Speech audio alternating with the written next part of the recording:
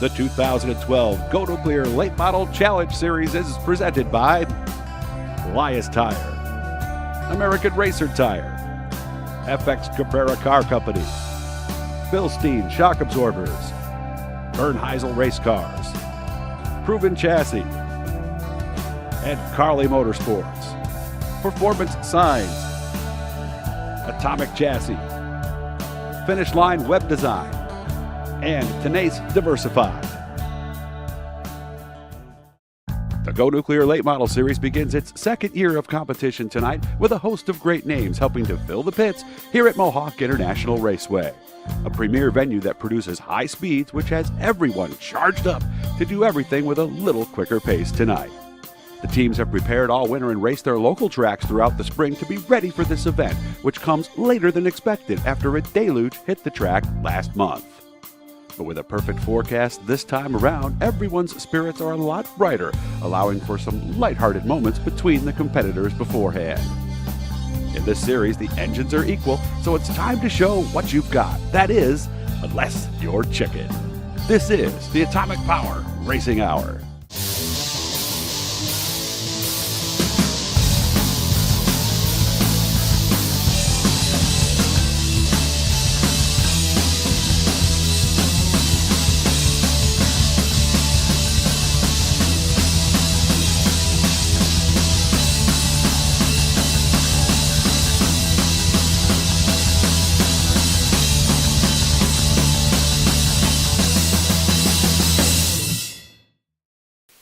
I'm Doug Elkins, and welcome to the Atomic Power Racing Hour. This is race number 1 of the Go Nuclear Late Model Series, and we're here at Mohawk International Raceway for the second time. We were here about a month ago. Everything looked good. We were ready to go, but Mother Nature was not. A big storm rolled through the area, huge wall cloud, hail for about 15 minutes. There was actually an inch of hail accumulation in the pits, but even then, the folks here at Mohawk tried to get the race in, but then right when the track was ready to come back in, Mother Nature hit us one more time and we went home. But today, as you can see, we've got a beautiful day, probably one of the hottest days of the year here in the North Country. And where we are right now, the St. Lawrence Seaway is on the other side of that tree line there, and we're here in New York State, so we've got drivers from Canada, Central New York, and the North Country here for this Go Nuclear Late Model Series race. To find out more about these cars, let's go in the pits and talk to Rich Vleck.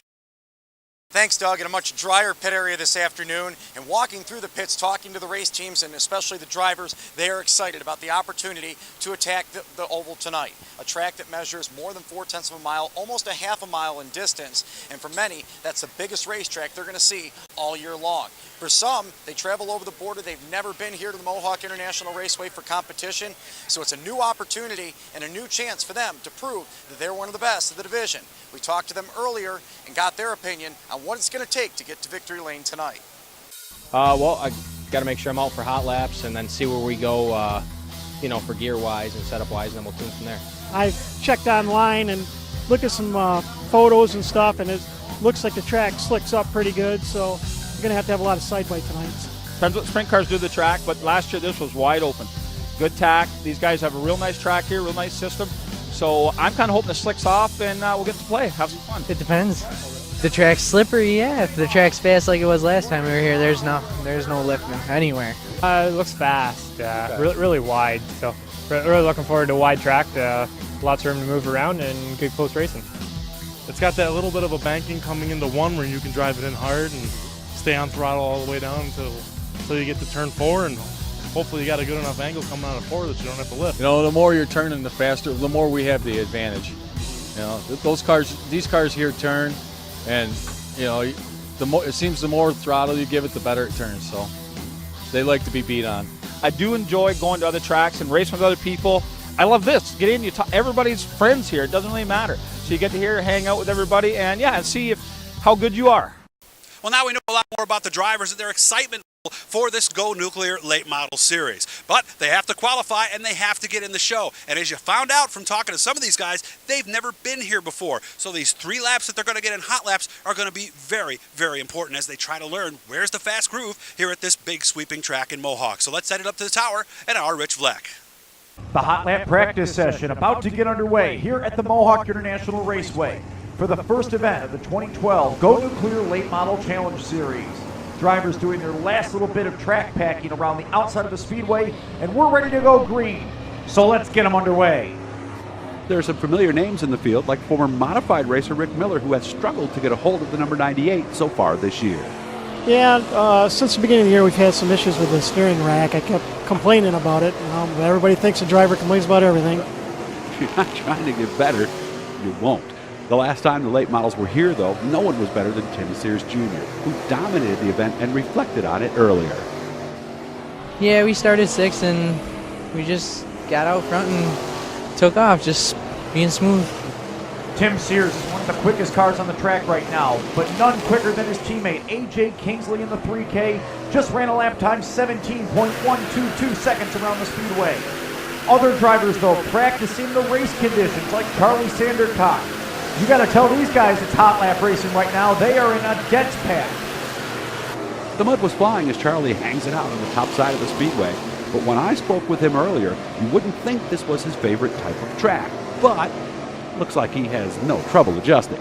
Well, yeah, I like the short little small tracks. I like the bull ring tracks. I like the stop and go tracks. Maybe you can just drive around the bottom and make it a short track. We'll go anywhere we need to.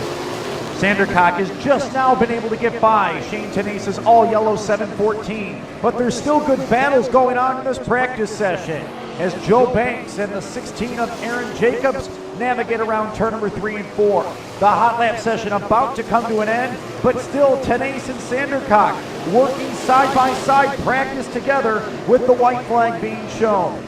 The checkered flag now coming out to the field. Hot laps are complete here for the Go Nuclear Late Model Series as they get ready for their 2012 season opener.